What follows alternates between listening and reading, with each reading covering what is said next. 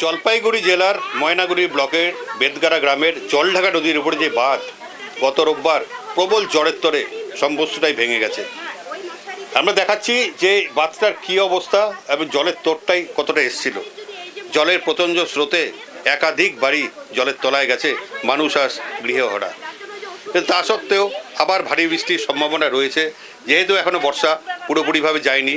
সেই জন্যেই এই বাঁধগুলো কত তাড়াতাড়ি মেরামত করা যায় সেই চেষ্টাই করা হচ্ছে।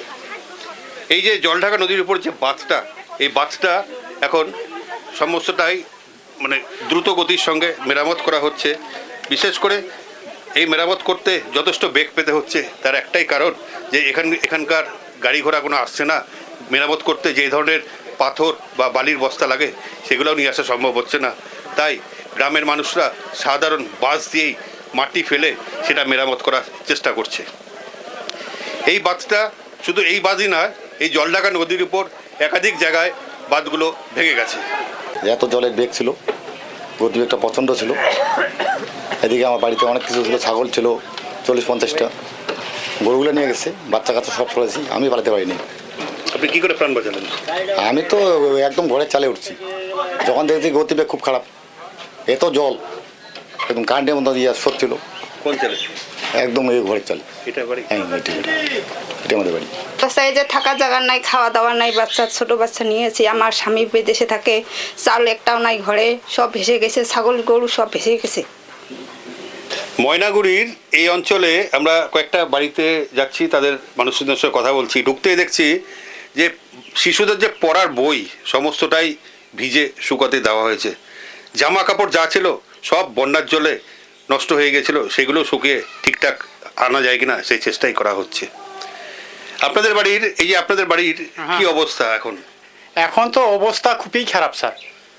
এখন এমন অবস্থা হয়ে গেছে যে বাড়িতে কিভাবে থাকবো সেরকম ব্যবস্থা নাই আমাদের। আমরা ওই রাস্তায় তাম্বু ছাড়ে আছি, কিন্তু ঘটনা হলো ঘর তো ভেঙে গেছে, আর যেটুকু আছে মনে করি যে ওইটুকু মেরামত যদি না করি তাহলে তো থাকা যাবে না। মেরামত করতে কি অসুবিধা হচ্ছে? মেরামত করতে গর্ত খুঁড়তে হচ্ছে, আর কাদোগুলো ওগুলো ভিতরে দিয়ে তারপরে উপরে কাদোটা মাটিটা ওই ভিতরে দিতে উপরে দিতে হচ্ছে। আমি দেখানোর চেষ্টা করবো এখানে কথা মতন যে তার ঘরের ভিতরে কি অবস্থা। এই অবস্থা এই যে এখানে এই যে ঘরগুলোর মধ্যে সেদিনকের রোববার দিনকার কয়েক ঘন্টার যে দুর্যোগ, সেই দুর্যোগে বাড়িঘর সমস্তটাই নষ্ট হয়ে গেছে। এখানে প্রায় 8 ফিটের উপর জল এসছিল, এবং জলটা একবারেই এসছিল। জলঢাকা নদীর বাঁধ ভেঙে এই জল এসে প্লাবিত করেছিল বিস্তীর্ণ অঞ্চল।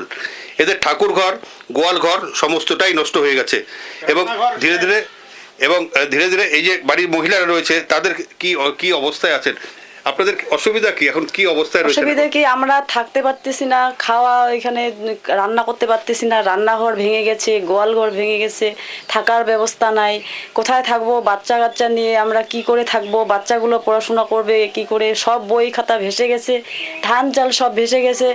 আমরা পরার মতো কাপড় চোপড় আমাদের নাই, বাচ্চাগুলোর নাই। আমরা কিভাবে থাকবো? আমাদের বাসস্থান যদি আমাদের করে দিতে পারে তাহলে আমাদের সুবিধা হবে। আপনাদের মূলত কৃষিকাজই তো এখানে সবাই করে, সব কৃষি জমিও তো নষ্ট হয়ে গেছে। হ্যাঁ, সব ধান ক্ষেত নষ্ট হয়ে গেছে। আমরা যে কি ধান ক্ষেত খাবো, কি করব কিছু ভাবতে পারি। হাতে টাকা পয়সাও নেই, কি করব তার কোনো আমাদের ব্যবস্থা নাই। একদমই যে খুবই খারাপ অবস্থা। এই যে আমরা যে ঘরটা, এটা তাদের ছিল গোয়াল ঘর। এখানে প্রচুর গবাদি পশুর মৃত্যু হয়েছে। এখানে তাদের রান্নাঘর, বাসস্থানের যে শোয়ার ঘর বলে কিচ্ছু নেই, শুধু আছে চারদিকে ধ্বংসের স্তূপ।